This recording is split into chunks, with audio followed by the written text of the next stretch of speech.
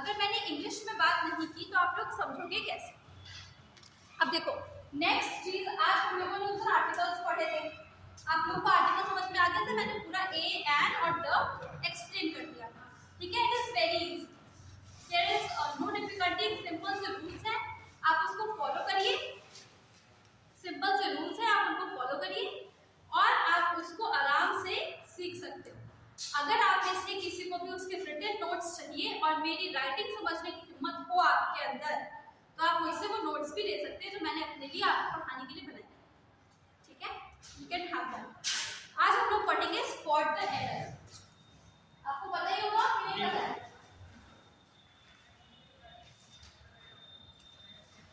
They will be reading spot the error.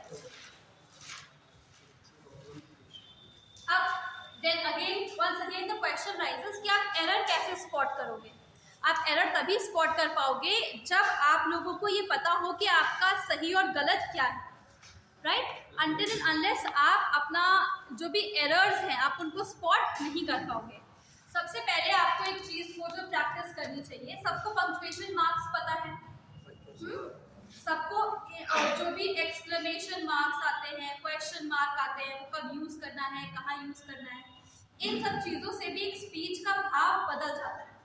तुम कहाँ गए थे?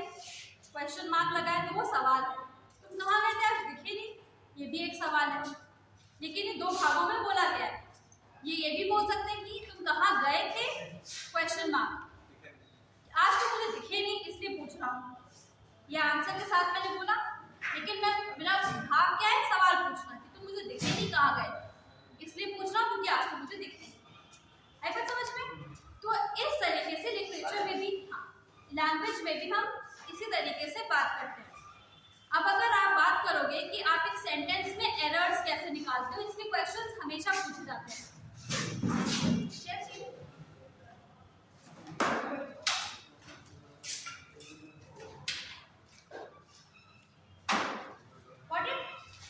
आपसे पूछा जाएगा कि स्पीच, एक minute, let me just organise this. क्या आप लोगों को चाहिए होगा? नहीं, एड्रेस नहीं लिखनी है?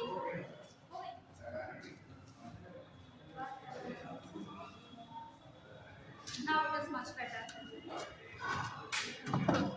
क्या हुआ? बातें नहीं करो, कितनी जल्दी आ जाते हो तुम लोग? कितनी देर से मेरा वेट कर रहे थे? हाँ, बहुत देर हो गई थी, नहीं ना? ठीक है। अब देखो, सबसे पहली चीज जो आपको समझनी चाहिए वो आपको अपनी स्पीच को समझना है। जैसे कि मैंने एक सेंटेंस का एग्जांपल लिया है, anger is not a good thing, ठीक है?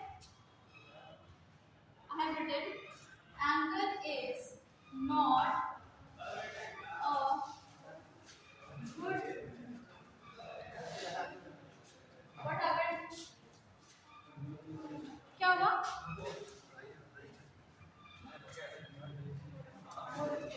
जैसे ये सेंटेंस है कि anger is not a good thing, ठीक है? तो ये हमारे पास क्या है? ये कौन सा ये क्या है? एंगर क्या होगा? नाउन होगा, एडवर्ब होगा, प्रोनाउन होगा, क्या है? Anger is noun. इस क्या है? ठीक है, ये है आपका हेल्पिंग वर्ब, ठीक है? नॉट क्या होगा आपका? नेगेटिव बताता है। हाँ, ये बताता है कि नेगेटिव है या पॉजिटिव है। हाँ, तो इसे क्या बोलते हैं? इसे हम कहते हैं एडवर्ब, ठीक है? This is adverb. ये क्या है? आर्टिकल, ठीक है, एडजेक्टिव, ये है आपका एडजेक्टिव, और ये क्या है लास्ट में? Object. Name of any, noun की डेफिनेशन क्या होती है? ये क्या होगा हमारे पास? नाउन ही तो होगा। This is noun. So the first thing, जब आप एरर को स्पॉट करने के लिए जाते हो किसी भी सेंटेंस में, तो आपको पता होना चाहिए कि वो क्या चीज को यूज किया गया है। Alright, this is noun, this is helping verb, this is adverb, this is article, adjective and noun. अब इसी में से आपको बस हमेशा फिगर आउट करना होगा कि एरर क्या है, किसके बाद क्या आएगा, कैसे आएगा, ये सारी चीजें।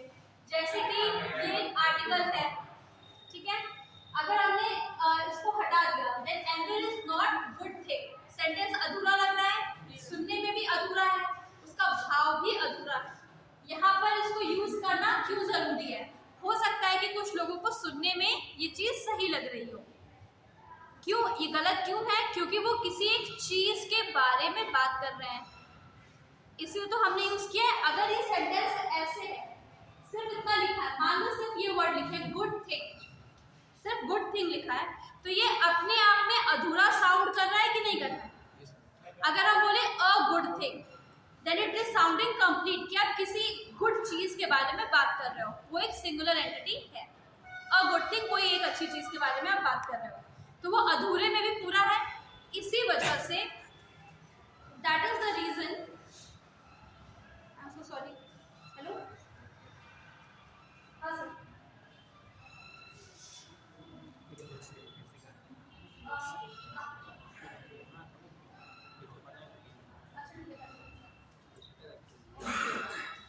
It's just a random question है,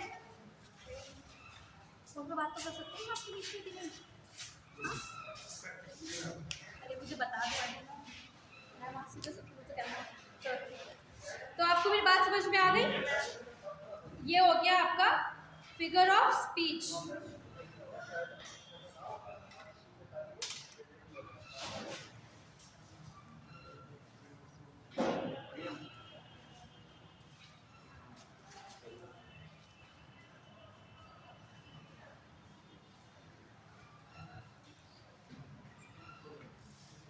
Sorry for the disturbance. So first thing is that you need to know your speech, कि आपकी स्पीच के क्या क्या पार्ट्स हैं, किसके बाद में क्या चीज आएगी और कैसे आपको उसको एडजस्ट करना है। That is a very important thing. Now, when you are a good reader, sorry for talking in English continuously, but listen and focus on the words I am saying. When you are a good reader, comma, that is how a good reader is always prone to good and to understanding good language. मैंने ये कहा है कि अगर एक good reader है, अगर आप इंग्लिश को रीड करोगे, आपकी आधी चीजें वहीं से सॉल्व हो जाएंगी। और स्पॉट द एरर में कई बार ऐसा होता है कि आपको सेंटेंस लग रहा है सारे अलग अलग टुकड़ों में आता है। इससे पहले मैं आपको ये भी बता सकती हूँ, जैसे ये एक सेंटेंस लिखा है, ठीक है, अब क्वेश्चन किस तरीके से पूछा जाता है स्पॉट द एरर का। मान लो उन्होंने ये एक लाइन में लिख दिया, कौन बात कर रहा है मेरे साथ, ये एक लाइन में लिख दिया, ये तीसरा आखिरी ऑप्शन दे दिया कि नो एरर, ठीक है, ऐसे करके आता है। ये 1 हो गया, ये 2 हो गया, ये 3 हो गया, ये यहाँ पे 4 आएगा। तो ये सारे ऑप्शन हो सकते हैं। ऐसे आ सकता है कि अगर आपके पास पहला ऑप्शन क्या है, एंगल इज, ऐसे करके स्लैश बना करके दूसरी लाइन में नॉट अ लिख सकते हैं, सिर्फ नॉट लिख दिया। थर्ड लाइन में लिख दिया गुड थिंग, और लास्ट वाली लाइन में ये लिख दिया कि नो एरर। इस तरह से क्वेश्चन फ्रेम होता है। और एक ये क्वेश्चन फ्रेम होता है कि सिर्फ उन्होंने ऐसे दे दिया और नीचे बता दिया कि एरर किसमें, 1 में है, 2 में है, 3 में है, या कोई एरर नहीं है। आई बात समझ में? कभी कभी ये इसी सेंटेंस में आगे लिख देते हैं नो एरर, ये लिख दिया कि नो एरर और इसको 4th पॉइंट दे दिया, और फिर आपसे पूछेगी कि इसमें से कौन से पॉइंट में आपका एरर है, आपको उसको स्पॉट करना है और आंसर को मार्क करना है। स्पॉट द एरर के क्वेश्चन हर एग्जाम में आते हैं, चाहे आप नेट का एग्जाम देने जाओ, आप एसएससी का एग्जाम देने जाओ, आप बैंकिंग का एग्जाम देने जाओ, ये बेसिक इंग्लिश सारे एग्जाम्स में आती है। और ये बेसिक इंग्लिश के ऐसे क्वेश्चंस होते हैं जो आपको दिए जाते हैं। अगर आप लोग अपनी स्पीच पर थोड़ा सा वर्क करोगे तो आपको ये एरर्स बहुत ही आसानी से मिल जाएंगे। स्पीच पे थोड़ा सा वर्क करोगे तो आपको अपनी स्पीच और अपनी, ये हमारी स्पीच है और हमारी स्पीच के कितने पार्ट्स हैं आपको वो सारी चीजें पता होनी चाहिए, तो आप एरर्स निकाल सकते हो। और एक इम्पॉर्टेंट चीज ये है कि एग्जामिनर जो है, मतलब जो लोग पेपर बनाते हैं, वो लोग कभी भी आपको ये ऐसे एरर्स नहीं देंगे कि एक्सक्लेमेशन मार्क लगाना है, इस टाइप के एरर्स नहीं आते हैं। लेकिन आपको पता तो होना चाहिए ना कि ये क्वेश्चन है वेयर आर यू फाइन, इस टाइप का क्वेश्चन अगर पूछा जाएगा तो दूसरी चीज होती है कि आपको अपने पंक्चुएशंस पता होने चाहिए। ठीक है, पंक्चुएशंस पता होने चाहिए आपको। पंक्चुएशंस में क्या आ रहा है, जैसे कि क्वेश्चन मार्क है, एक्सक्लेमेशन है, कॉमा है, सेमीकोलन है, सेमीकोलन है, ये सारी चीजें आपको पता होनी चाहिए। ठीक है, हो सकता है कि वो इस चीज का एरर भी मान करके चले, तो हमारे साथ प्रोबेबिलिटी ये है कि हम उसको मान के चलेंगे कि वो क्वेश्चंस में पूछा जाएगा। ऑलराइट, फिर आप लोगों ने कभी इससे पहले स्पॉट द एरर वगैरह सब चीजें पढ़ी है खुद से या कहीं से भी? नहीं पढ़ी है? पढ़ी है, ठीक है। तो नो योर सेंटेंसेस हो गया। अच्छा, the next thing is know the exceptions. Exceptions क्या है कि अगर आप लोग, जैसे मैंने आप लोगों को आर्टिकल्स पढ़ाया था, तो आर्टिकल्स में जो एक्सेप्शंस थे, जैसे कि आपने साउंड, वॉवेल साउंड और कॉन्सोनेंट साउंड पर हम डिफाइन कर रहे हैं कि वो एन ऑनेस्ट पर्सन होगा या अऑनेस्ट पर्सन होगा। जो वॉवेल साउंड है उसमें मैंने आपको बताया था कि अगर ऑनेस्ट लिखा हुआ है तो ये एक एन ऑनेस्ट होगा, बताया था, एन होगा आपका साइलेंट। तो ये इस तरह की जो चीजें होती है वो एक्सेप्शन में आती है। अगर आप लोगों से ये भी एग्जाम में पूछा जाए तो कोई बड़ी बात नहीं है, जो छोटे मोटे एक्सेप्शंस होते हैं वो भी आपसे एग्जाम में एरर के फॉर्म में पूछे जाते हैं। Alright, next thing is, now I would love you all to write some points. इसकी क्लासेस होंगी दो क्लासेस होंगी। दो क्लासेस में से मैं 20 पॉइंट्स पे मैंने डिवाइड किया है, वो मैं आपको बताऊंगी कि क्या क्या तरीके के एरर्स फॉर्मुलेट होते हैं, एक रूल सॉर्ट ऑफ चीज दे करके। I tell you the example, जिससे आप अगर अपने एग्जाम में जाने से पहले रिवाइज करोगे तो बड़े से बड़ा सेंटेंस भी आप प्राप्त कर सकते हो और उसमें बता सकते हो कि एरर कौन सा है और कौन सा नहीं। और जहां पर लगे कि समझ में नहीं आ रहा है या मैंने ज्यादा इंग्लिश में समझा दिया है, आपको समझ में नहीं आ रहा है, तो मैं आपको बाइलिंगुअल तरीके से उसको 2 बार एक्सप्लेन कर दूँ। ऑलराइट, लिखो पहला point.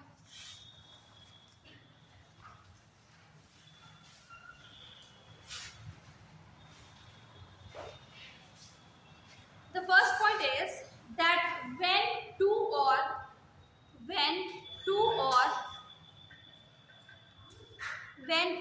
more personal plural pronouns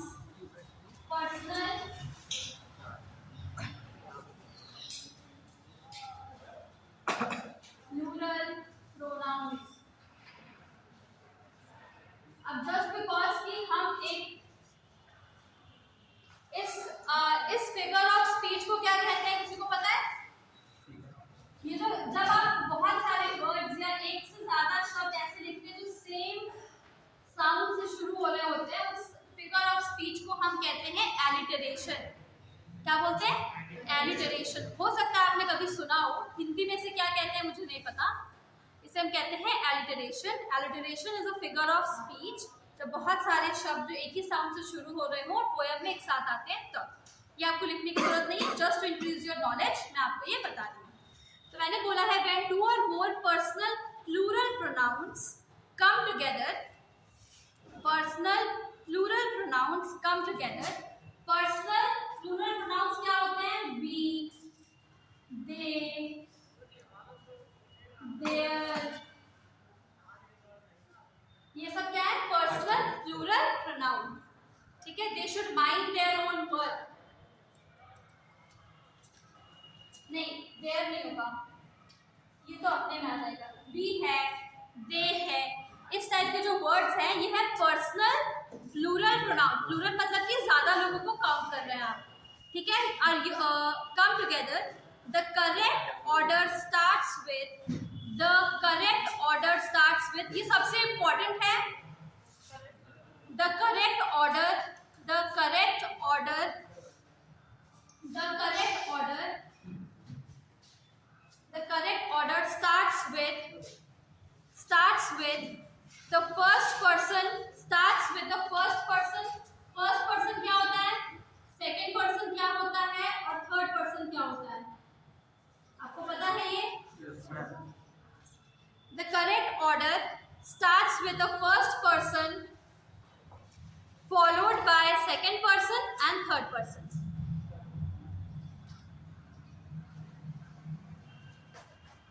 ये रूल्स इसलिए लिखवा रहे हैं क्योंकि ये जनरल है और इससे आपको एग्जाम में हेल्प मिलेगी। अभी मैं आपको एग्जाम्पल लिखवा दूंगी तो आपको इसे समझ में भी आ जाएगा। ठीक है, अब एग्जाम्पल लिखो। अब एग्जाम्पल है,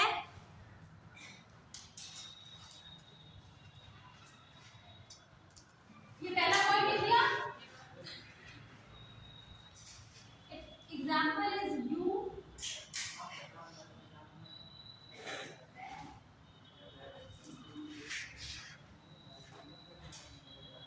क्या हो गया,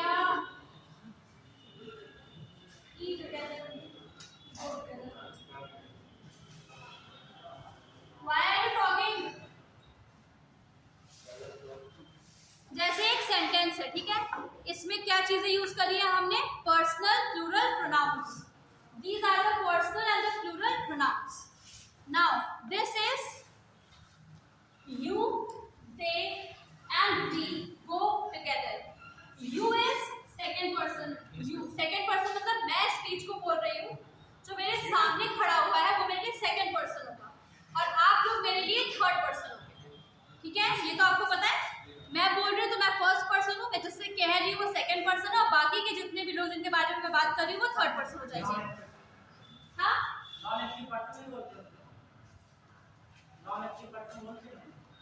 क्या बोलते हैं, नॉन एक्टिव पर्सन। हाँ, हम अगर उनके बारे में बात कर रहे हैं वो सुन नहीं रहे ना, इसलिए। जैसे अगर आप नॉवेल लिखते हैं तो नॉवेल्स में भी फर्स्ट पर्सन नरेशन होता है, सेकंड पर्सन नरेशन होता है और थर्ड पर्सन नरेशन होता है। इस तरीके के उसमें नरेशंस भी होते हैं। तो मैंने इसका रूल क्या लिखवाया था कि सबसे पहले क्या आएगा, फर्स्ट पर्सन आएगा, फिर सेकंड और फिर थर्ड। तो यहाँ पर सबसे पहले क्या आना चाहिए, बी आना चाहिए। तो यहाँ पे आ गया बी, फिर आना चाहिए second person you and they dash.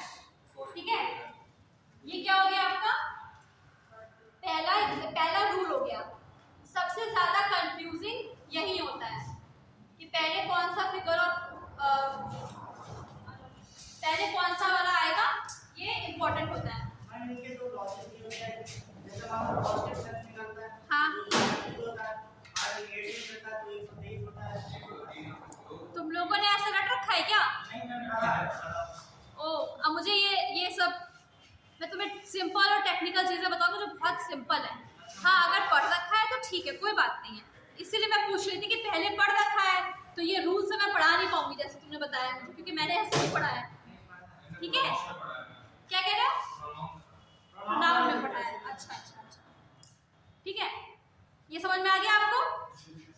Example लिख लिया दोनों। अगर एग्जाम्पल नहीं लिखोगे तो आगे चीजें क्लियर नहीं होंगी। नेक्स्ट लिख सकते हो, the next point can be when two or more singular personal pronouns, when two or more, जो सेम सेंटेंस था उस सेंटेंस में हमने क्या लिखा था, पर्सनल प्लूरल प्रोनाउंस। इसमें हम क्या लिखेंगे, when two or more singular personal pronouns, singular personal pronouns, you have to write singular personal pronouns. What is this? When two or more singular personal pronouns come together, the sequence must be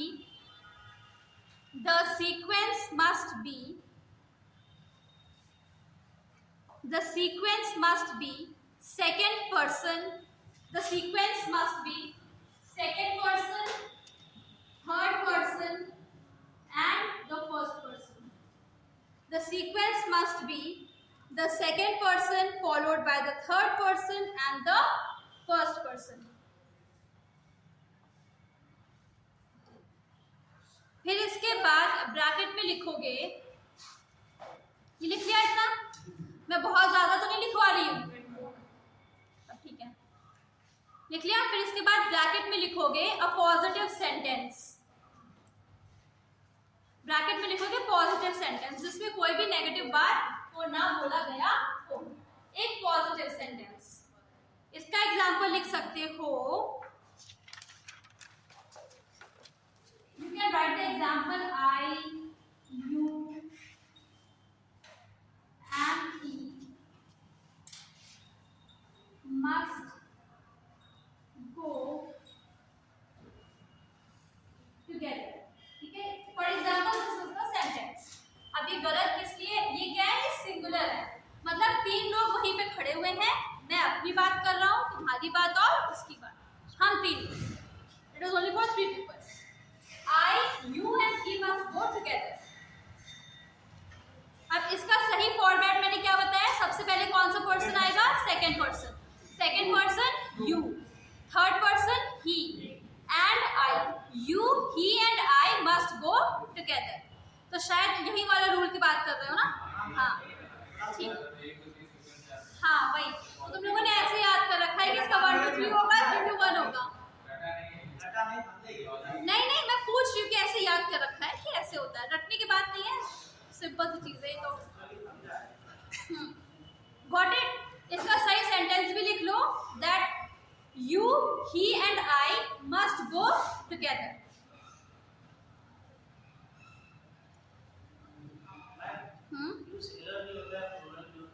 हाँ, sentence के form में देखो, यहाँ पर मैंने क्या बोला, I, you and he. ये इसके सेंस में होगा, I, you and he. मैंने क्या बोला, अगर मैंने ये बोला, सिर्फ अच्छा क्वेश्चन पूछा है, अगर मैंने सिर्फ ये बोला तो यहाँ पे 3 लोगों की बात हो रही है, यहाँ 3 लोग खड़े हो डिस्कस कर रहे हैं. अब अगर मैंने ये बोल दिया that you all go out of the class, तो मैंने क्या बोला, you के साथ में मैंने क्या बोला, all बोला, all. तो ये किस सेंस में हो गया, प्लूरल सेंस में हो गया, आप सब क्लास से बाहर जाओ. ठीक है, ये इस सेंस में होता है. अब हिंदी में हम लोग तुम और आप यूज कर लेते हैं, राइट.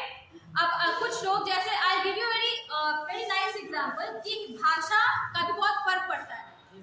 अगर हम लोग यूपी में, मतलब लखनऊ की अगर आप की भाषा, तुम लोग बात क्यों कर रहे हो, अगर आप लखनऊ की लैंग्वेज की बात करेंगे तो हम आपस में अगर किसी को बोल रहे हो तो हम तुम नहीं बोलते हैं, हम कहते हैं आप बोलते हैं. ठीक है, आप बोलते हैं कि आप, हम लोग वहां चलते हैं, ऐसे बोलते हैं. लेकिन अगर आप दिल्ली में चले जाओ तो दिल्ली में लोग तू करके बोलते हैं, तू कहाँ गया था, तू कहाँ गई थी, तू कहाँ से आई है ना. तो ये हिंदी भाषा ही है, बट बोलने का तरीका अलग है. अब इंग्लिश के साथ में ये चीजें नहीं है, इंग्लिश ने डिफाइन नहीं किया है कि हम आपको रिस्पेक्ट दे रहे हैं कि नहीं दे रहे हैं. If I am saying that you are so precious to me, you are my professor, you are my teacher, तो इसका मतलब ये नहीं, हमने यहाँ पर अपने शब्दों में, अपने वर्ड्स के चुनाव में उस इंसान को रिस्पेक्ट दिया है. लेकिन कुछ ऐसा नहीं है कि अगर अपने फ्रेंड को बोलेंगे तो कहेंगे तुम बहुत अच्छे हो, अपने प्रोफेसर से कहेंगे तो आप बहुत अच्छे हैं, ऐसे बोलेंगे. हिंदी में डिफरेंस है, इंग्लिश में डिफरेंस नहीं है. यू आर वेरी गुड, अपने फ्रेंड को भी यही बोलेंगे और अपने प्रोफेसर को भी यही बोलेंगे. ये डिफरेंस है लैंग्वेज का. अब बताओ तुम लोग इतनी बात क्यों कर रहे हो क्लास में, क्या कमोशन है, इतनी बात क्यों कर रहे हो, बोलो. तुम 3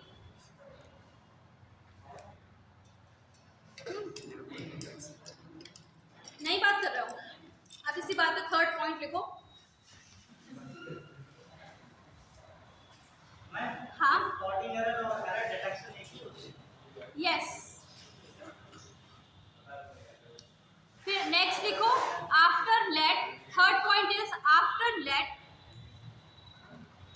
आफ्टर लेट, लेट क्या, LET वाला. If a pronoun is used, after let, if a pronoun is used,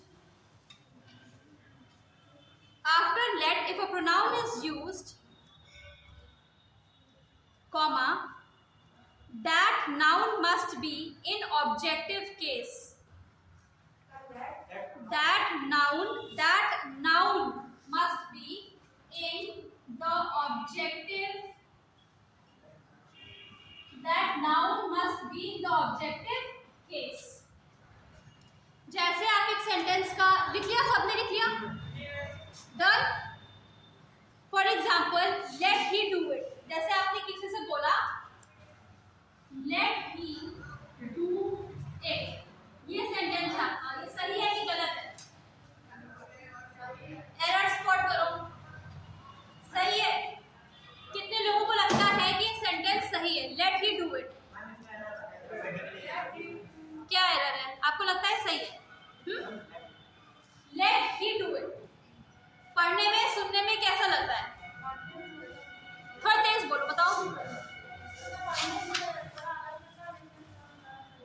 क्यों अलग लग रहा है? क्योंकि ये सेंटेंस गलत है। अब ये सेंटेंस गलत क्यों है? मैम ये नेक्स्ट जो है इसके बाद जो भी नाउन आता है वो ऑब्जेक्टिव केस में आता है और जो ही अपने आप में सब्जेक्टिव केस है। हाँ एग्जैक्टली, जो ही है ये आपका सब्जेक्टिव केस है। हमें किस केस पे बात करनी है? ऑब्जेक्टिव केस पे बात करनी है। ऑब्जेक्टिव केस और सब्जेक्टिव केस में जरा डिफरेंस बताओ क्लास को। Subjective and objective. हाँ सब्जेक्टिव केस ऐसे होते हैं जो सब्जेक्ट के स्थान पे यूज किए जाते हैं। हाँ ठीक है, जैसे ही मतलब I am talking to you, he has done it, you should also do it. इस तरह के सेंटेंसेस आएंगे तो ही इज सब्जेक्टिव। और ऑब्जेक्टिव केस, ऑब्जेक्टिव केस ऐसे होते हैं जैसे मी है, आप सही ऑब्जेक्ट के स्थान पे ही ऑब्जेक्ट के स्थान पर इन्हें यूज किया जाता है। See the word in itself is object.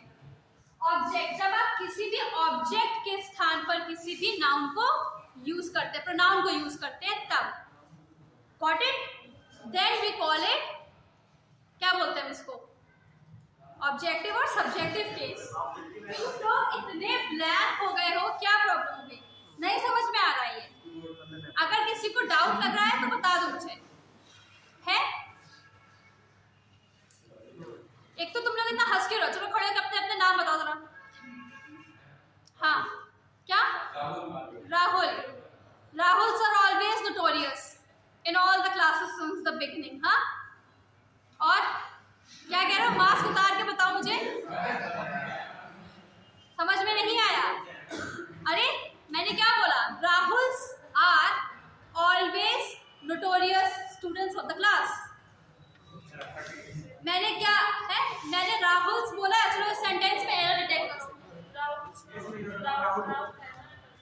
हाँ देखा, तुम लोग गलत हो गए। मैंने क्या बोला? राहुल्स आर, चलो I will bring a sentence. Rahuls are the most notorious student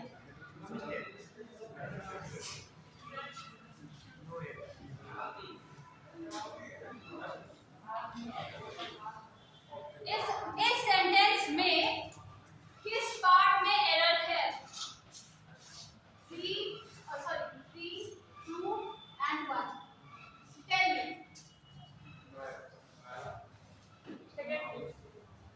ma'am ये जो राउट्स लिखा है हाँ उसमें आपने एकास्ट्रोफी एस लगाया है। एकास्ट्रोफी एस लगाया है। हाँ मैम इसका ये भी नाउन आना चाहिए, ये इसी में है कि ज़्यादा नहीं।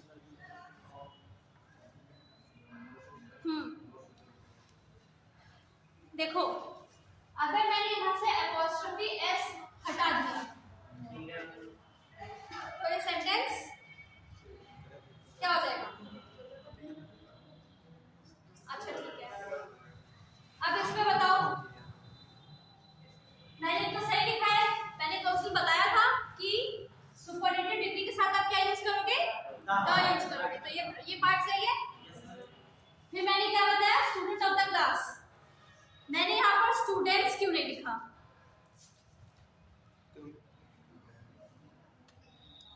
क्योंकि स्टूडेंट कॉमन नाउन उसमें लिख सकते हैं तो वैसे भी होंगे। मैं हाँ एक चीज क्या क्यों नहीं लिखा? स्टूडेंट्स हो जाएगा मतलब सभी बच्चे हो जाएंगे। सभी बच्चे हो जाएंगे।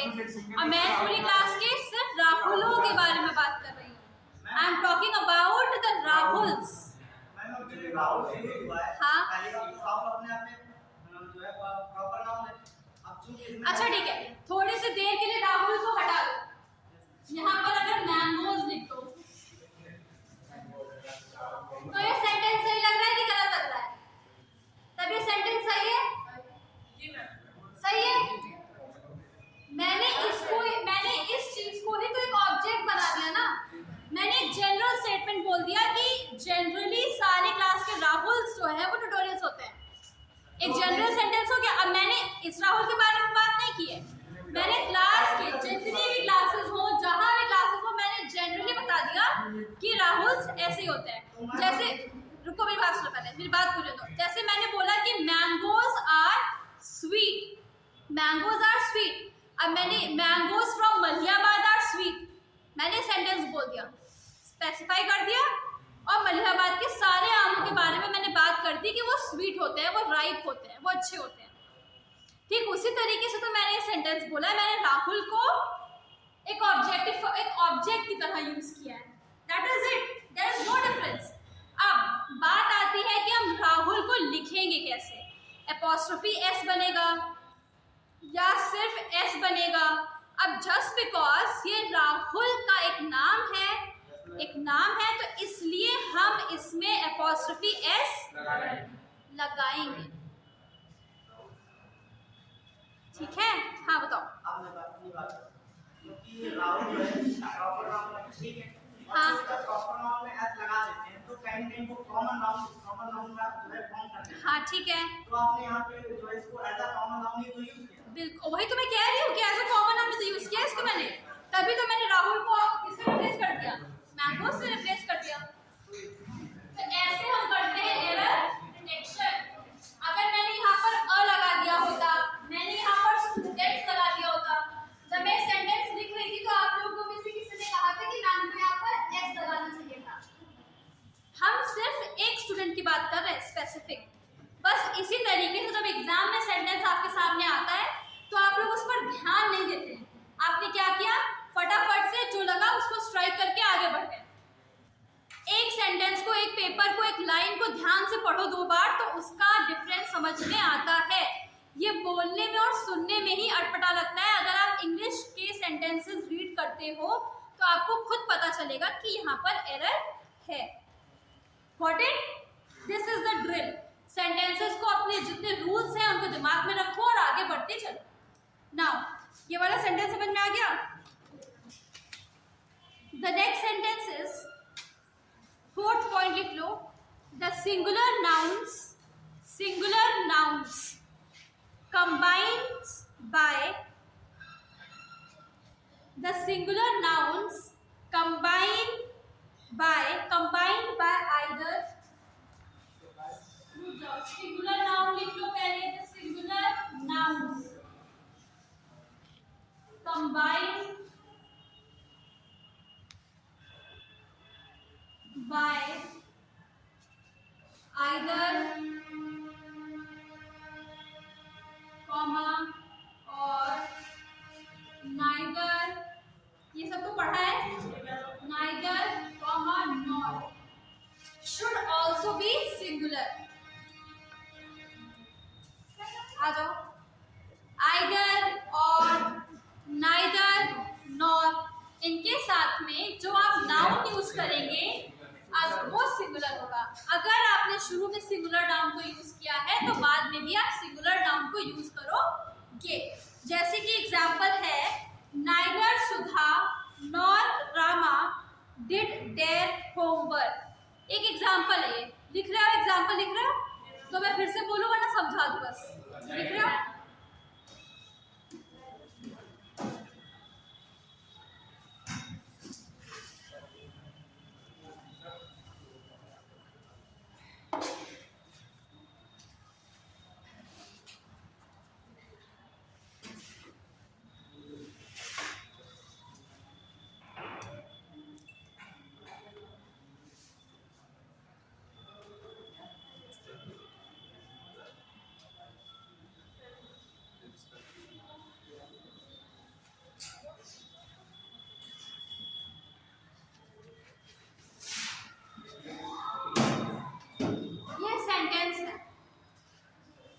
ठीक है,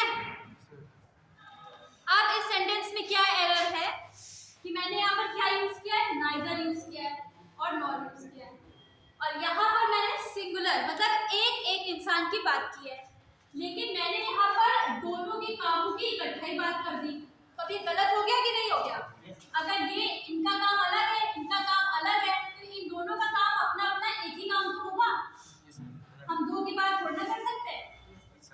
बस सिंपल सा रूल है, समझ में आ गया? Got it? खुद सोचो।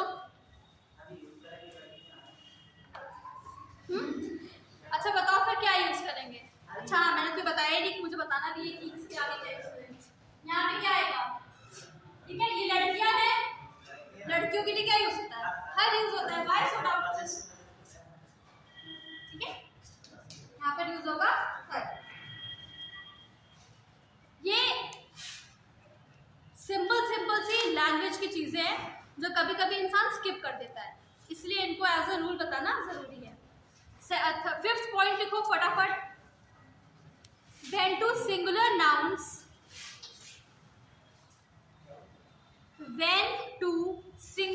nouns are combined by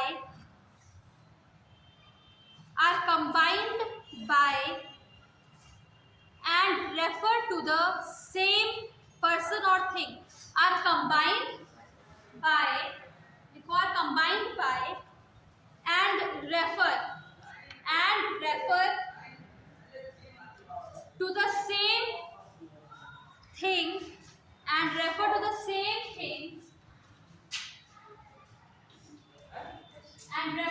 same thing slash person, same thing slash person. The pronoun must be singular. मैं बहुत तेज तो नहीं बोल रही हूँ ना? The pronoun must be singular.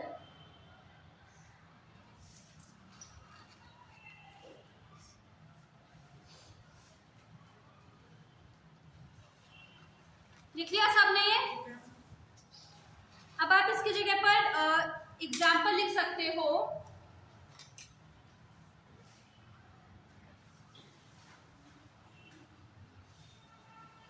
कुछ भी लिख लो कि द हेड गर्ल, मैं लिखती हूँ the head girl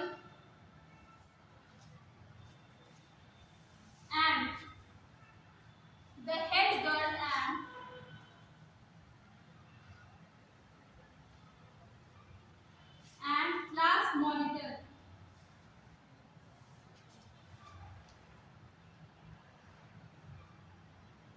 are lazy.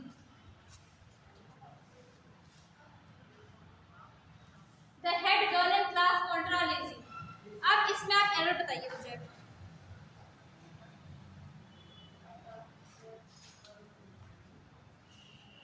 बताओ। इसमें जो एरर है वो जो वर्ब यूज की गई आर, सो इस जगह पे इज होगा। क्यों? क्योंकि मैम जो the head girl and the class monitor ये एक को ही रिफर कर रहा है। हाँ सही है, लेकिन मैंने आपने क्या बोला? द हेड गर्ल और क्लास मॉनिटर, ये कौन है? एक ही इंसान है, ठीक है? तो इसलिए यहाँ पर आर नहीं होगा और इज होगा। ये एक सेंटेंस हो गया। अब इस सेंटेंस से मैं और चीजें बता सकती हूँ। मैंने उस दिन आपको आर्टिकल में क्या पढ़ाया था कि अगर मैंने इसको एक साथ लिखा है तो ये एक इंसान हो गया, अगर मुझे दो अलग अलग इंसान बनाना है तो ये दो हो जाएंगे, तो ये एक इंसान और फिर यहाँ पर आ जाएगा। अब दो इंसानों की बात होगी, दोनों आलसी है तो ये हो जाएगा। अगर मुझे एक ही इंसान बना के रखना है तो यहाँ पर ये इसकी जगह पर ये हो जाएगा।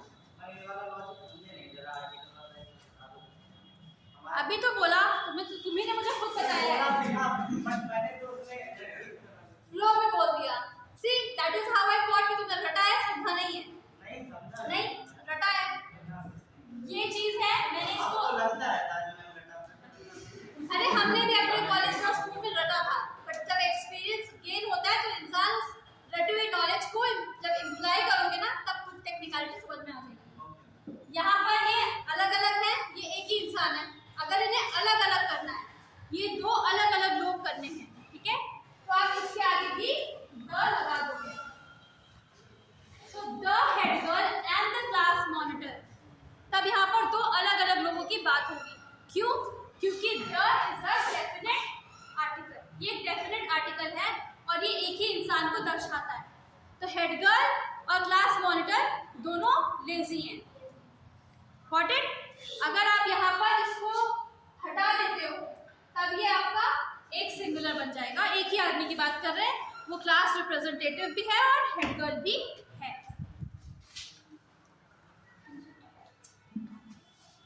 यहाँ तक कि आप लोगों को क्लास में समझ में आ गया? कोई डाउट तो नहीं?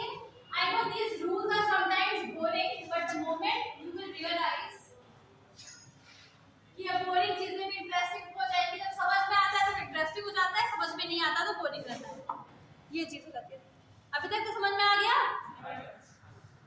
आ गया? थोड़ा हमको भी पढ़ा दो।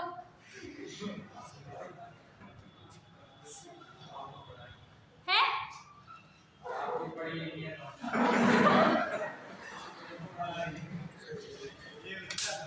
नहीं, knowledge is a two way passage. मैं स्पेलिंग मिस्टेक्स बहुत ज्यादा करती हूँ। I do a lot of spelling mistakes. तो मेरे जो स्टूडेंट्स हैं ना, वो मुझे खुद बताते हैं कि मैम ये गलत लिख दिया, ये गलत लिख दिया। सो knowledge always flows like this. It is a two way passage. अगर मैं आपको बता रही हूँ तो आप भी मुझे कुछ बताओगे। क्या पता कुछ चीजें ऐसी हो आपके पास जो मुझे नहीं पता है। Everybody is a different human entity. For example he is teaching me, ma'am 1 2 3 भी होता है। अच्छा, हाँ नहीं, हाँ बस हंस लो, जोक मार दे। मैंने जो मैंने अभी प्रोनाउन वाली बात बताई है उस पर नहीं, वो कह रहा है ना कि मैम आपको आज ही पता चला, इसी बात पे कह रही हूँ कि 1 2 3 भी होता है, मुझे पता है। नहीं ऐसा कुछ नहीं है। बस मेरे को नंबर नहीं देने तुम लोगों को, मक्खन ना लगाओ। ठीक है। The next is 6th point, I believe. When two singular nouns are combined,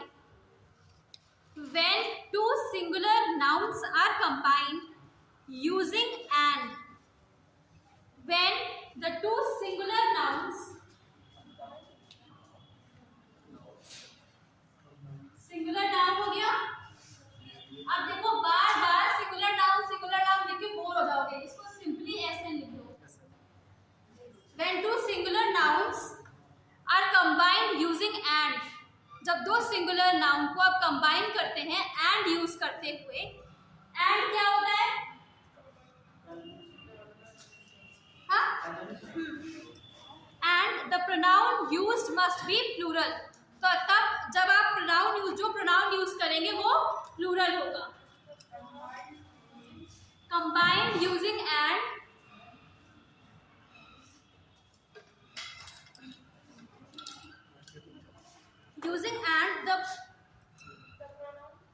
the pronoun used must be plural. तब जब आप बीच में जो प्रोनाउन यूज करेंगे वो प्लूरल होगा।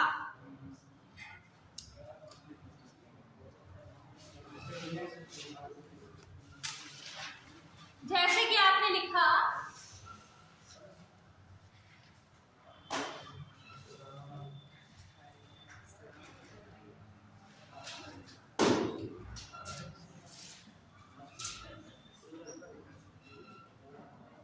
ये आपका सेंटेंस है, इसमें क्या एरर है? What is the error in the sentence? मैंने क्या बोला? जो मैंने बोला उससे अगर इसका एरर निकालोगे, तब जब आप दो सिंगुलर नाउन्स को एक साथ एंड से कंबाइन करते हो, तो ये मैंने इस लिखा है, तो यहाँ पर क्या होगा? आर होगा। Oh, now the colour is clear. यहाँ पर होगा आर। यही तो बोला है मैंने, जब आप प्रोनाउन यूज करेंगे वो प्लूरल होगा। क्यों प्लूरल होगा? क्योंकि उन दोनों को एक ही जैसी फीलिंग आ रही है, दोनों सैड फील कर रही है, दोनों सैड फील कर रहे हैं, तो इसलिए वहां पर आप क्या यूज करोगे? आर यूज करोगे। क्या हुआ? तुमने कुछ रिएक्ट नहीं किया तो मुझे लगा शायद समझ नहीं आया क्या? Got it? द सेवेंथ, हाँ बताओ। यहाँ पर आप आर बोलोगे, क्योंकि दोनों इंसानों की भावनाओं की एक मिली हुई बात की जा रही है। जैसे कि हाँ, are doing their work, exactly. Their होगा, हर नहीं होगा। जब आप दो में से किसी एक की बात करोगे तब आप क्या यूज करोगे? हर। तब आप हर यूज करोगे। लेकिन जब आप दोनों की एक साथ में बात करोगे तब आप दोनों का जॉइंट यूज करोगे। ठीक है? इसलिए 7th पॉइंट लिखो, ईच ईच ऑफ और नन ऑफ, बोलते हैं ना each of you, none of you, so each of और नन ऑफ यू, अब नन ऑफ नहीं सिर्फ नन, ईच ऑफ और नन ऑफ, ईच ऑफ और नन ऑफ, प्लस, प्लस का साइन बनाओ, प्लस प्लूरल नाउन और प्रोनाउन।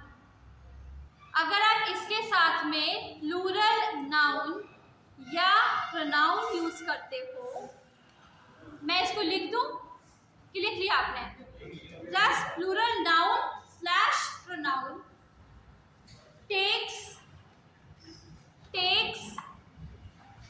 सिंगुलर प्रोनाउन और helping verb, takes singular pronoun और helping verb, takes singular noun और हेल्पिंग वर्ब।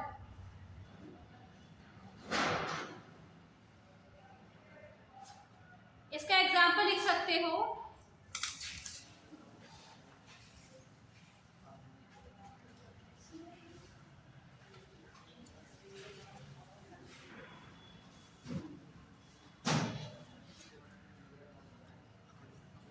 इसका एग्जाम्पल लिख सकते हो, each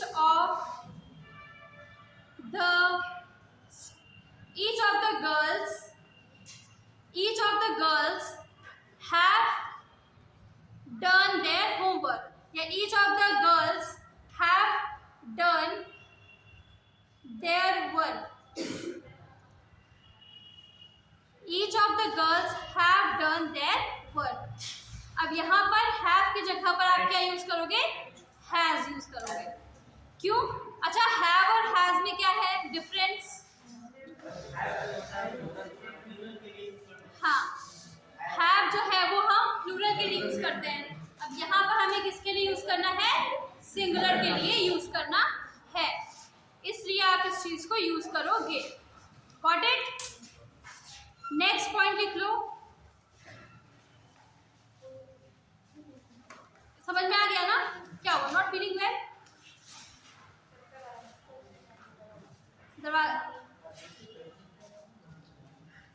घर जाना है तो चले जाओ बच्चा।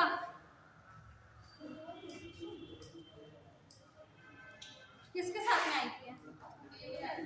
हाँ,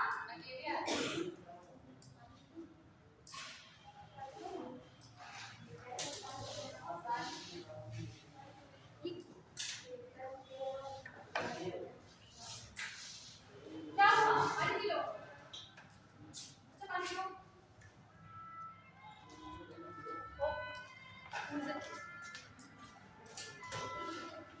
द्विवेदी, ओ हेलो, हाँ,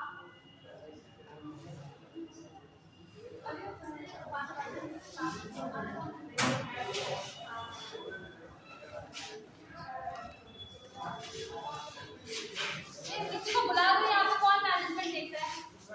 जाओ बॉयज, कॉल समवन, जाओ किसी को बुला के लाओ। हाँ, बुलाओ बुलाओ, इन्हें पॉज कर दो, पॉज कर दो।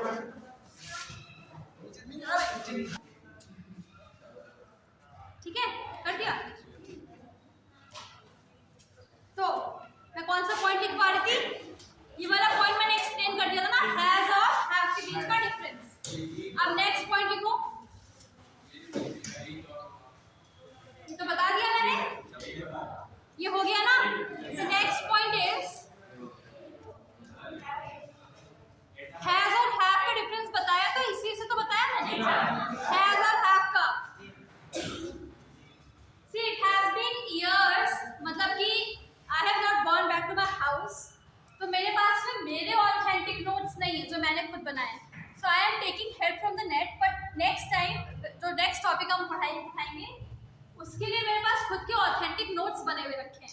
मैंने एक दो एग्जाम्पल से नहीं, बहुत सारे एग्जाम्पल से पढ़ा है, and I will be more than happy to share my notes with you people. लेकिन वो यहाँ पर नहीं है, वो मेरे घर में है, और मेरा घर यहाँ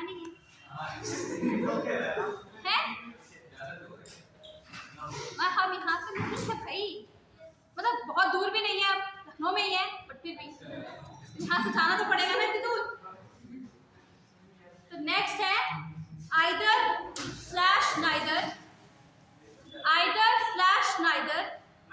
हाँ इसमें कुछ रह गया। क्या बताओ? सेंटेंस में आपने कहा था देयर, हाँ तो मैं देयर अपने आप में जो है पजेसिव एडजेक्टिव तो है ही और प्लूरल है अपना, और चूंकि ईच जो है कंस्टिट्यूटिव नाउन। मैंने सिर्फ प्रोनाउन के बारे में बात की है ना? जो प्रोनाउन आएगा सिर्फ उसकी बात करी है मैंने, और प्रोनाउन कह रही हूँ जो ये प्लूरल वर्ड आएगा हैज या have, I am talking about that. अब देयर वर्ड और हर वर्ड के बीच का जो डिफरेंस आएगा वो आपको चूज करना पड़ेगा सेंटेंस के स्टार्टिंग के हिसाब से। नहीं तो इसमें मैं जो है देयर वर्क ही रहेगा या फिर हर वर्क करते हैं? नहीं, हर वर्ड नहीं होगा, देयर वर्ड ही होगा। क्यों होगा? हर बच्चा अपना काम करेगा। हर बच्चा अब हर बच्चा मैंने बोला है, हमें नहीं पता कि हर बच्चा वो लड़का होगा या वो लड़की होगी, अनटिल एंड अनलेस मैंने सेंटेंस में ये मेंशन किया हो कि ये गर्ल्स का स्कूल है या गर्ल्स का क्लास है, ये गर्ल्स का, ये खुद सोचो जरा सा। मैं इसमें कैसे क्लास में मैंने क्लास बोला ना, तो यहाँ पर देयर तब यूज होता है जब डेफिनेट नहीं है, THEIR, THEIR ये तब यूज होगा ना जब हमें मतलब हर और हिज विल बी यूज जब हमें स्पेसिफिक है कि सामने वाला क्या है, इसका जेंडर क्या है। This language is based on gender, every language is based on gender. तुम क्या कर रहे हो, तुम क्या कर रही थी, वो क्या कर रहे थे, वो क्या कर रहे थे वाला भाव आएगा यहाँ पे, समझ गए? या तो मैंने मेंशन किया होता कि ये गर्ल्स की क्लासरूम है या ये बॉयज की क्लासरूम है, तब ये मैं मेंशन कर सकती थी कि वो लोग हिज या हर तब आते। Got it? Okay, for example इससे मेरे दिमाग में एक और चीज है, जैसे if I am saying have you done, नहीं, ask them whether they have done their homework, ask them whether they have done their homework. उनसे जाके पूछो कि क्या उन्होंने अपना होमवर्क कर लिया है। मैंने यहाँ पे जेंडर नहीं मेंशन किया है। Go and ask the girls have they done their homework, have they done her work. पूछ सकती हूँ मैं ऐसे, राइट? क्योंकि मैंने मेंशन कर दिया ना कि गर्ल्स से पूछना है। यहाँ समझ में आ गया कैसे यूज करते हैं? नेक्स्ट पॉइंट लिखो 8, इधर 8 पॉइंट लिखो। Either slash neither are used for, either slash neither are used for referring to, are used for referring to, are used for referring to two persons slash things। ये वाला to आएगा, फिर ये वाला to आएगा, ठीक है? Two persons slash things, any, comma के बाद कोलन के बाद लिखो any, comma, none and no one, any, none and no one। ये 3 वर्ड्स हो गए, any, none and no one, any, none and no one, any, none and no one is used for more than 2 things or persons, is used for more than 2 things slash persons, is used for more than 2 things slash persons। Got it? Done? लिख लिया?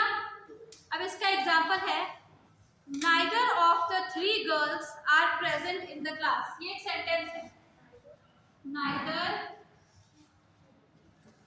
of the 3 girls, क्या हुआ? Why are you chuckling all the time? Neither of the 3 girls are presented in the class। क्या are present in the class? Neither of the 3 girls are present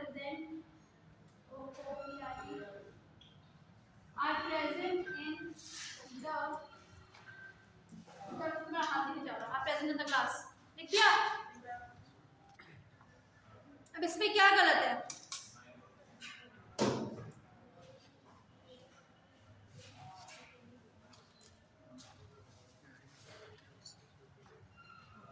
बताओ।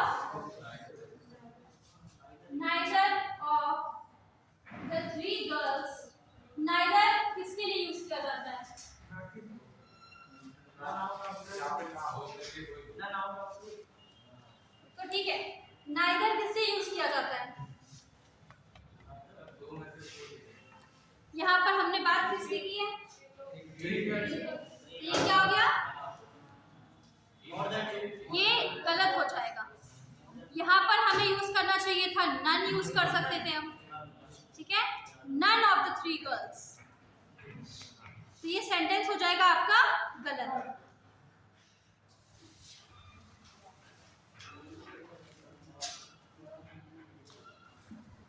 आपको ये सारी basic चीजों के जो रूल्स हैं, ठीक है, इनको आप जब अप्लाई करोगे सेंटेंसेस पे, फॉर एग्जांपल हमने इतने सेंटेंसेस पढ़ लिए हैं, इतने रूल्स पढ़ लिए हैं, अगर आपको एक एक्सरसाइज दी जाए तो क्या आप इसमें अप्लाई कर सकते हो?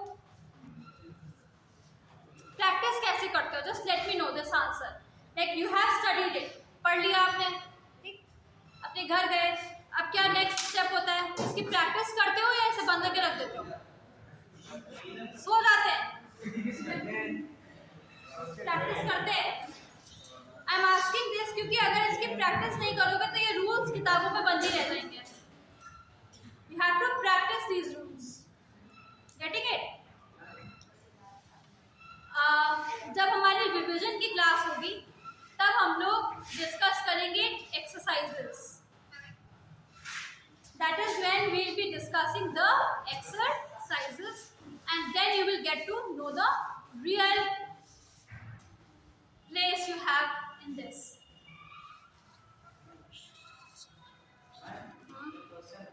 बाद में पूछना।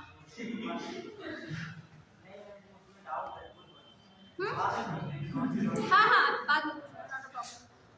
फिर उसके बाद में लिखो if 9th point is if plus she, I, you.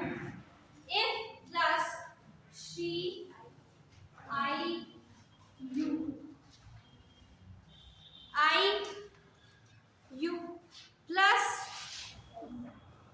what? Plus what? ऐसे लिखा जाता है, जैसे बोलते नहीं है if I were Miss World, if I were Miss World, ऐसे सेंटेंसेस बोलते हैं। बस ये वही चीज, उसी चीज के बारे में है।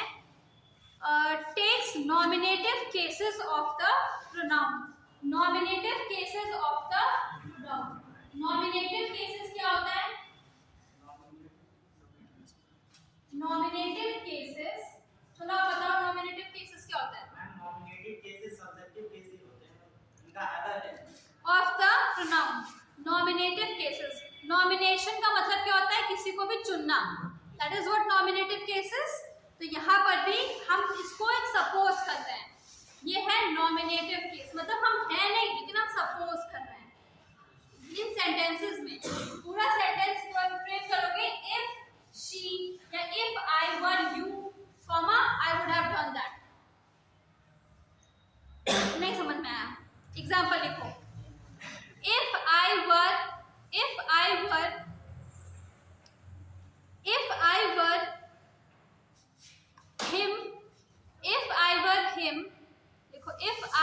him, comma, you would have accepted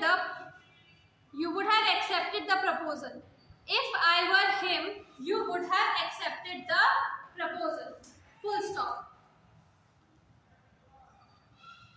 यहाँ पर हमने क्या यूज किया है? मैं इसको लिखती हूँ, बस इतना लिखती हूँ, ठीक है? If I, क्या हो गया? Were him,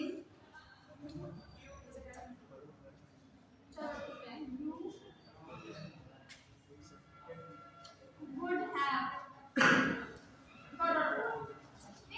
अब इस सेंटेंस में क्या गलत है? If I were him, you would have, बताओ।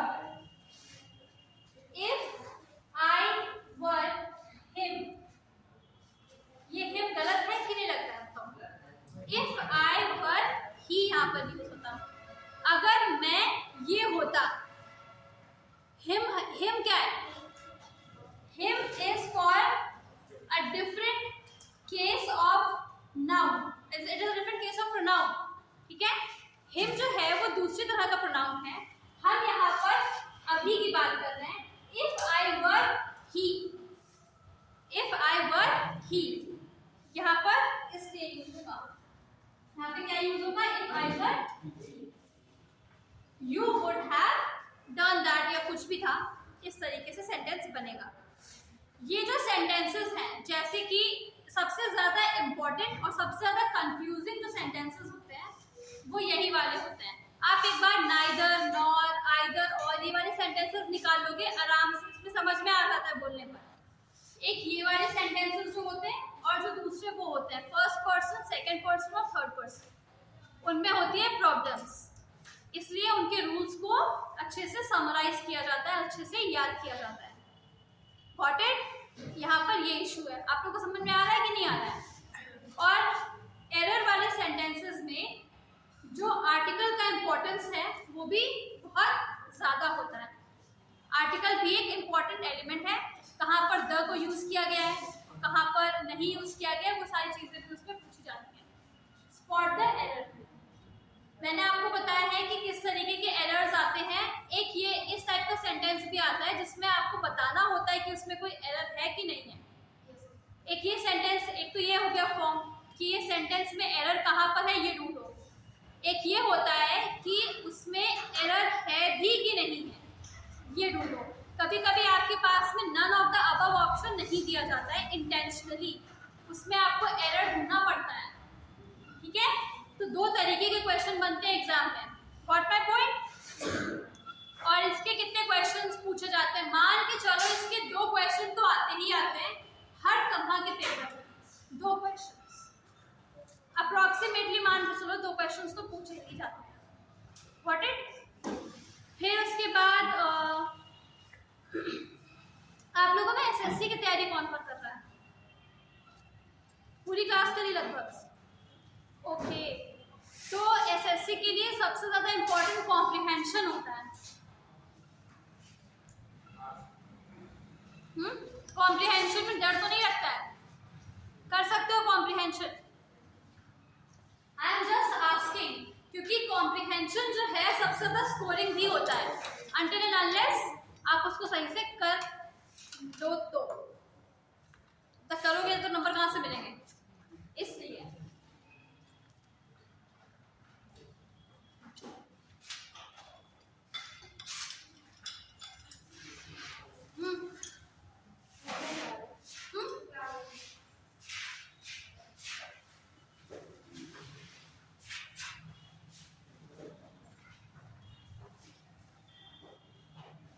next is if a principal verb is used, 10th point है ये, if a principal verb is used after, if a principal verb is used after colon लगाओ, about, before, if a principal verb is used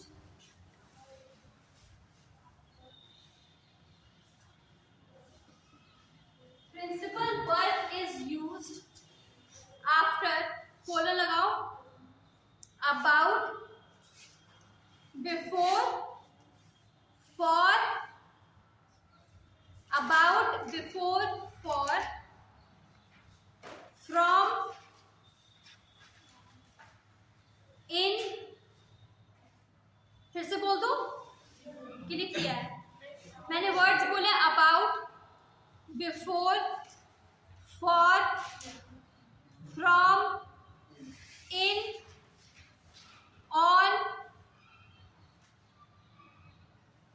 लिख लिया, comma, use verb plus ING. Verb के साथ में आप क्या यूज करोगे? ING. Use verb plus ING. Got it? आप देखो इसके आगे लिखो, एग्जाम्पल लिखो इसमें, you must tell me before taking any decision. जैसे एक सेंटेंस है you must tell me before taking any decision. लिखो you must tell me before doing something, बस ऐसे लिखो, you must tell me before doing something.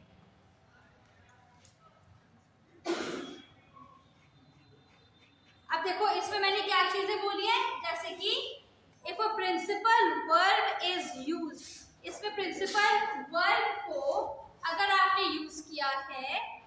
अच्छा, verb क्या होता है?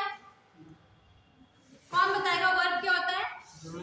हिंदी में कहते हैं क्रिया। ठीक है, क्रिया का मतलब होता है किसी भी चीज को करने का। अब जैसे कि कोई भी इंसान, अगर इस सेंटेंस में मैंने क्या बोला है, you must tell me before making a decision, making या टेकिंग अ डिसीजन, जो भी आप बोलोगे। तो आप, अब ये क्या है, ये हमारा प्रिंसिपल वर्ब है। हम क्या कर रहे हैं? डिसीजन लेने जा रहे हैं। अगर हमारा जो प्रिंसिपल वर्ब है वो है डिसीजन लेना, लेने जा रहे हैं ना कुछ, taking decision, taking the decision. तो टेक क्या है यहाँ पर? प्रिंसिपल वर्ब है। तो प्रिंसिपल वर्ब के साथ में आप क्या यूज करते हो? आईएनजी का फॉर्म, वर्ब का आईएनजी का फॉर्म, ये इसमें लिखा हुआ है। Okay, got it? ये सारी जो चीजें हैं, ये सारे जो रूल्स हैं, ये आपको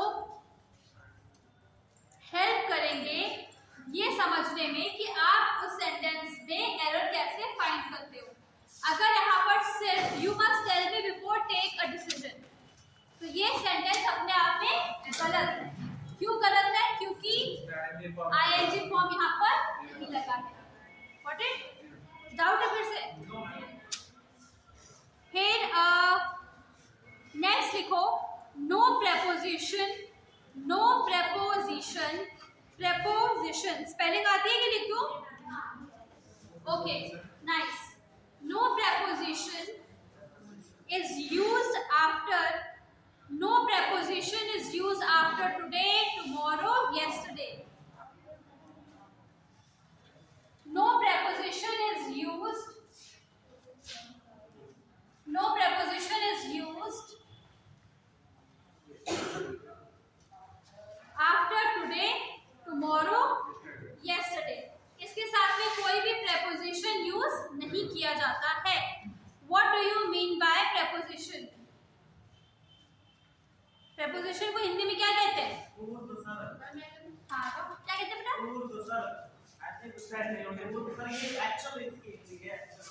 अच्छा, I do not know, मुझे नहीं पता हिंदी में क्या बोलते हैं। तो इसका मतलब ये है कि आप सेंटेंस में जैसे कि I will meet you on tomorrow, हम ये नहीं बोलते हैं, हम ये नहीं कहते I will meet you on tomorrow, बोलते हैं क्या बोलते हैं? I will meet you tomorrow। ये on preposition यूज नहीं किया जाएगा। ये सब एक्सेप्शन है, ये एक एक्सेप्शन है। हाँ, गॉट इट? हम लोग on tomorrow नहीं बोलते, I will meet you tomorrow, हम ये नहीं कहते I will meet you on tomorrow। अगर हम कोई डेट बता रहे हैं, I will meet you on Wednesday, I will meet you on 23rd, I will meet you on 1st of December, हमने वो डेट बताई है, हमने वो स्पेसिफिक डेट बताई है, हम तब बोलेंगे। हम ये नहीं कहेंगे I will meet you 23rd। ये जो मैं बोल रही हूँ वो समझ में आ रहा है? समझ में आ रहा है?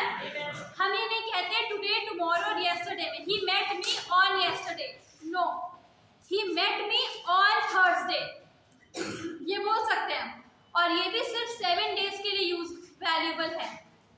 I will meet you on the 23rd of March, ये सही है कि गलत है? I will meet you on the 23rd of March, क्यों गलत है? क्योंकि यहाँ पर मैंने the को भी यूज किया है। ठीक है, लेकिन अगर हम ये बोले on, नहीं ठीक है, वो सेंटेंस भी जो मेरे दिमाग में आया वो भी सही था। जैसे हम ये बोल रहे हैं the first, my birthday lies in the first week of April, सही है कि गलत है?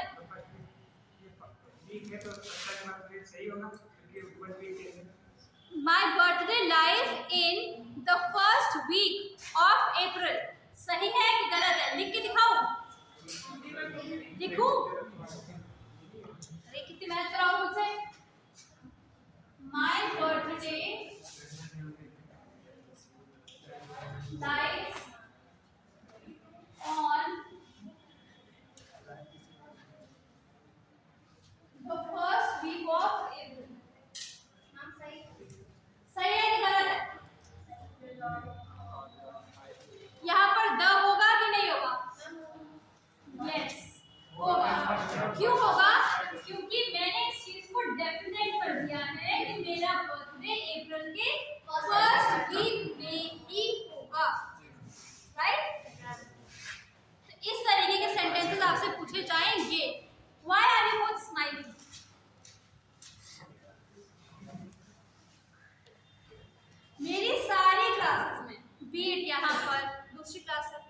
बीट इन द कॉलेज में रैंक टीचिंग।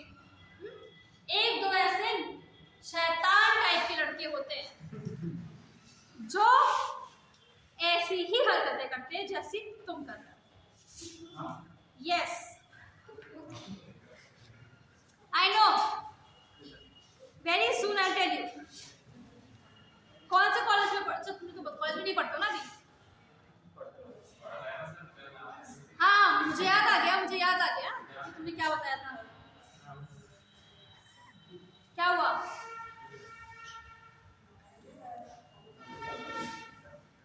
अब मैंने कितने पॉइंट्स लिखवाए हैं अभी तक? 11 पॉइंट्स हो गए। That's nice. So I'll tell you 3 points more, and then the class will be over. I'll wind up the class. इस चीज को हम क्या कहेंगे? ये सेंटेंस सही है कि गलत? I will wind up the class. I will wind up the, अच्छा ठीक है, मैं 4-5 सेंटेंसेस बोलूंगी, उसमें error ढूंढोगे। I will wind up the class. और ज्यादातर मैं सही सेंटेंसेस ही बोलूंगी, आप उसमें से गलतियां जबरदस्ती मत निकालना। I will wind up the class is right or wrong? Right. Why you go outside the class? Why you go outside the class? बहुत रूल्स हो गए, अब पूरा प्रैक्टिकल क्या करते हैं? Why you go out of the class? क्या गलत है? अब हम लोग सिर्फ सेंटेंस को प्रैक्टिस करेंगे and it will be interesting because the class has actually become a bit of boring. हाँ, कॉपी रखो। कॉपी रखो। The class is getting boring, so I thought of making it interesting. ये सही है कि गलत है? क्यों गलत है?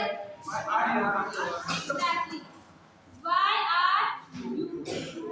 That is the question. ठीक है?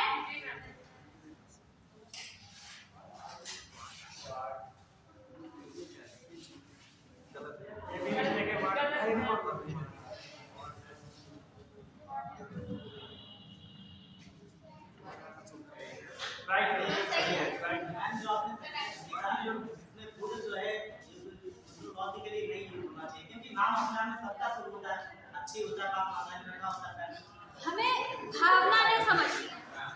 आयोग आपकी भावना नहीं समझे, ठीक है?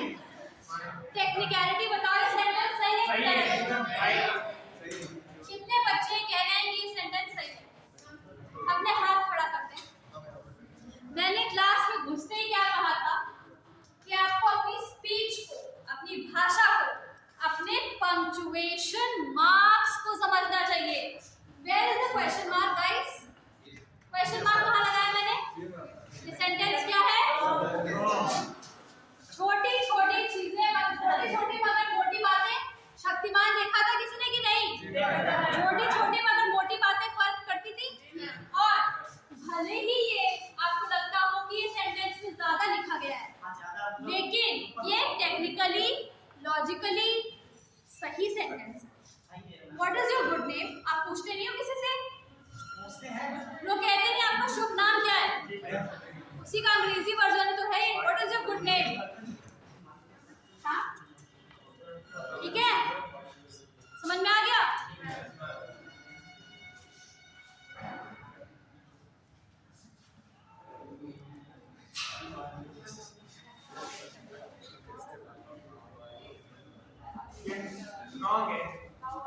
Hello, how are you?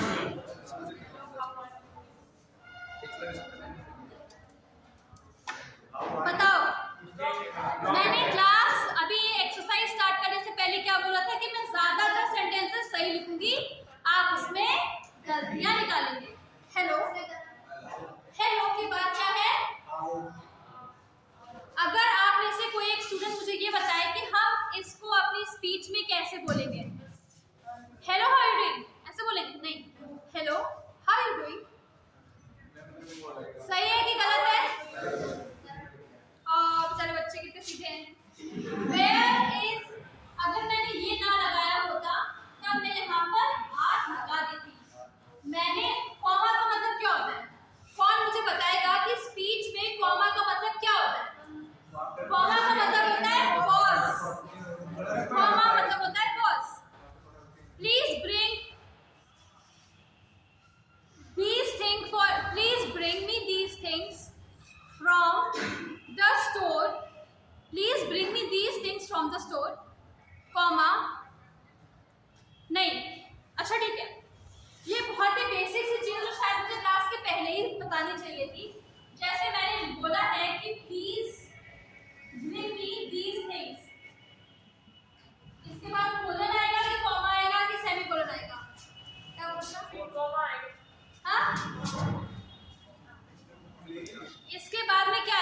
सब चीजें आपसे पूछी जा सकती है, बहुत बेसिक चीजें हैं। इसके बाद please bring me these things, यहाँ पर मैंने लिखा है दीज थिंग्स, मेरे लिए ये चीजें ले आओ। अब अगर हमने ये दो पंक्चुएशन मार्क्स होते हैं, ऐसे होते हैं, इसका मतलब ये है कि आपने जो चीजें यहाँ लिखी है उसके बाद की चीजें यहाँ लिखी है, इसका मतलब ये है कि आप ऐसे ऐसे करके लिखोगे। बेसिक डिफरेंस आप लोगों को पता था? नहीं पता था? ऐसे होता है। जैसे please bring me these things, मेरे लिए ये चीजें ले आओ। अगली बार से मैं क्लास को यहाँ से हटा देना है, कोई भी एक लोग ये टेबल, ये please bring me these things, मेरे लिए ये चीजें ले आओ, कॉलर, और ये सारी चीजें लिखी हैं। इन सारी चीजों में मैं कॉमा लगाऊंगी और सबसे लास्ट में जब लिखूंगी तब कॉमा ना लग के एंड लगेगा। ये तो पता होगा सबको। Please bring me onions, tomatoes and potatoes. Please bring me onions, tomatoes, potatoes, ऐसे नहीं लिखेंगे, एंड लिखेंगे, मतलब इसके अलावा ये भी लेके आना, फुल स्टॉप, अब कुछ नहीं लिखना है मुझे, राइट? ये हो गया एक सिंपल सी चीज। अब मैंने यहाँ पर क्या बताया था, हेलो, इसके बाद अगर यहाँ पे कॉमा लगेगा तो वो पॉज होगा। मैंने बोला हेलो किसी को, फिर मैंने पूछा how you doing, hello how you doing, नमस्ते आप कैसे हैं, नमस्ते कैसे हैं, ऐसे बोलते हैं, जनरल भाषा में बोलते हैं hello comma how you doing. और अगर मैंने यहाँ पे कॉमा ना लगाया तो hello how are you doing. Got it? Yes, अब चलो नेक्स्ट कोई सेंटेंस मेरे दिमाग में आता है, मैं बताती हूँ।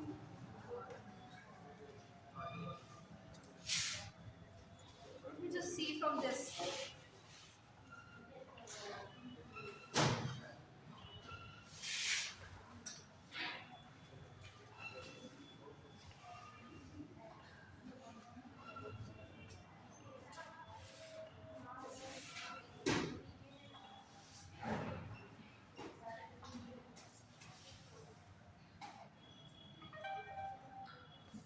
सही है कि गलत है?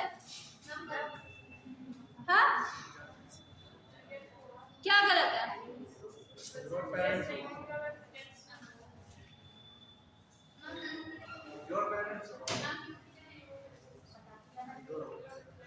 यहाँ पर आएगा your, और अभी मैंने जो इससे पहले लिखवाया था उसमें मैंने क्या कहा था कि इसका कौन सा फॉर्म आएगा, I will G for my mom, मतलब he will meet your parents before going home, जाने से पहले वो तुम्हारे पेरेंट्स से मिलके जाए। क्या हुआ? अरे ओहो, देखा मैंने कहा था मैं गलतियां करती हूँ, ठीक है? अब जैसे कि आजकल के लैंग्वेज में हम लोग सेइंग लिखते हैं, सेइंग लिखने के भी स्लैंग लैंग्वेज आ गई है। Do you understand the meaning of slang? आपके एग्जाम में पूछा जा सकता है, मतलब किसी भी चीज का शॉर्ट फॉर्म जैसा छोटा छोटा लिखते हैं। जैसे कि मैसेज की लैंग्वेज है तो मैसेज की लैंग्वेज भी डिफरेंट होती है जो आप मैसेज में बात करते हैं। तो इन सारे देखो बहुत ही इनफॉर्मल चीजें आपके एग्जाम में नहीं पूछी जाएंगी। आपके एग्जाम में फॉर्मल और रूल्स पर बेस्ड इंग्लिश ही पूछी जाती है। अब इसके लिए सबसे अच्छा ड्रिल ये है कि आपने ये सारे पॉइंट्स पढ़ लिए, for in case you have read all of these points. अब इसको अप्लाई कैसे करेंगे अपने नॉर्मल से चीजों में, जैसे कि let he do his work. एक सेंटेंस मैंने बोला let he do his homework, ये सेंटेंस मैंने बोला। अब देखो ये सेंटेंस कुछ लोगों को सुन करके सही लगेगा, लेकिन यहाँ पर ये गलती है। यहाँ पर he यूज नहीं किया जाएगा, यहाँ पे यूज किया जाएगा him। Let him do his homework, मतलब उसको उसका काम करने दो। और ये क्या है he को he का भाव और him का भाव यहाँ पर डिफरेंट हो जाएगा। Let he do his work and let him do his work, उसको उसका काम करने दो। अब जैसे मैंने ये लिखा लेट्स गो टुगेदर, मैंने छोटे सेंटेंसेस इसलिए लिए क्योंकि ज़्यादा इजीली समझ में आता है। लेट्स गो टुगेदर और लेट अस लिखा है और लेट्स लिखा है, ये दोनों चीजें आपस में सही हैं। आप लेट अस भी लिख सकते हो, आप लेट्स भी लिख सकते हो। हाँ, ये इसका शॉर्ट फॉर्म है, एब्रिविएटेड फॉर्म है। ये सारी चीजें हैं, ये आपको एग्जाम में माइंड करने की जरूरत है। वो ऐसी कंफ्यूजिंग चीजें आपको देंगे कि आपको लगेगा नहीं, अगर इसमें कोई एरर नहीं है तो हो सकता है कि ये एरर हो। देयर आर एट टाइम्स जब कोई एरर नहीं होता है और आपका ऑप्शन भी उस तरीके से नहीं दिया होता है तो उस क्वेश्चन को छोड़ दिया जाता है। Because there are some questions जिनके कोई आंसर्स नहीं होते हैं। There are sometimes these cases, so do not force yourself into finding the error कि अरे भैया एरर तो होगा ही होगा ही होगा ही। व्हाट इट, ये जो छोटी छोटी सी चीजें हैं। फिर मैंने बताया जैसे कि आपने आर्टिकल्स का यूज है, वो भी इम्पोर्टेंट है और वो बहुत ही माइन्यूट सा एरर होता है।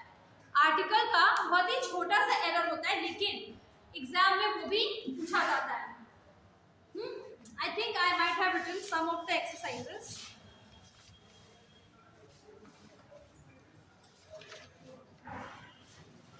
ठीक है, जैसे कि मैंने यहाँ पर लिखा है, एक सेंटेंस है, should I write it down? हाँ, yes, बिल्कुल बिल्कुल I write it down, don't worry, क्योंकि लिख कर भी ज़्यादा समझ में आता है। अब 2 क्वेश्चंस और मैं आपको दूंगी, आप मुझे बताना कि इसमें एरर किसमें है। हाँ, ये लो, ये सेंटेंस का लेट है। ये नहीं, देखो वो हरा वाला इसलिए यहाँ Who जाता is on the spot? Register वहाँ मिला नहीं।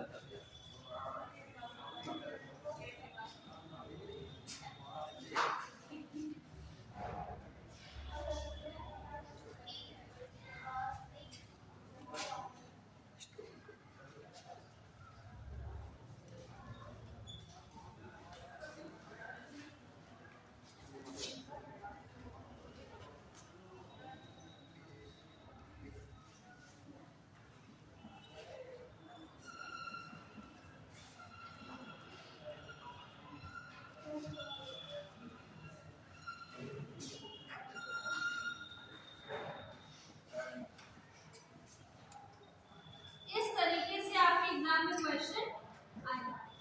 इसमें एरर कौन बताएगा, है भी कि नहीं ये बताओ।